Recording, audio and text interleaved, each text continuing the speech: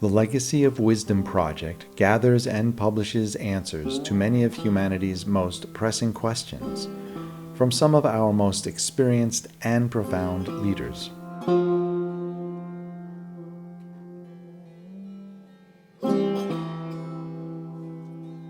Do you have any advice for people in terms of working with their own emotional reactions, first of all, to getting older, where you lose certain functions? Yes. And stuff like that. Well, working with your reactions is, of course, one of the biggest areas of spiritual advice. Is certainly if you're a meditation teacher or, spiritual instructor. As I was saying before, because it's not what happens to us, but how we relate to it. It means react to it that makes the difference. So there's pain, and then there's how much you suffer from the pain. That's muchly up to you.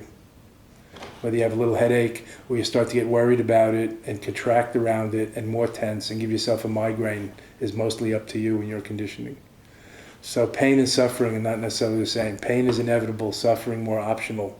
So if we extend the metaphor, reaction is almost the whole name of the game of karma. Karma really means reactivity. Reaction, how we react to things and how that conditions further reactions in kind. An action, a reaction, or thought, that's an action, a mental action.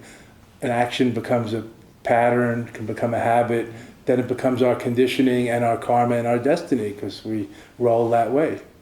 And we get in that rut and things always go, the energy always goes that way, like a river forms a rut, a bed, that it always runs that way, rather than out throughout the whole alluvial plain.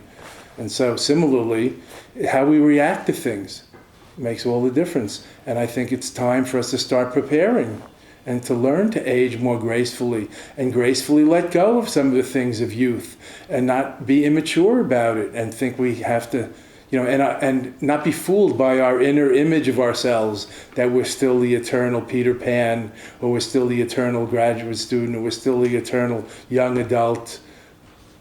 However you think of yourself, and how you should be able to run around at midnight and burn the candle at both ends and all that. And so I think it's a good time to start, practicing preventative medicine and preventative living. This sounds a little bit negative, but, preventative eating, rather than just needing medications later to fix us. So that this prophylaxis is better than a cure later, so that we have less problems. And we can do that through how we eat and how we sleep and how we work and play, whether we rest or not, whether we learn how to relax or not. So many people say that more than half of the people that enter doctors' offices today have tension and stress-related illnesses. That's been statistically shown. That's unbelievable. So if we can learn how to relax, we're addressing the root of 50% of the illnesses, it seems.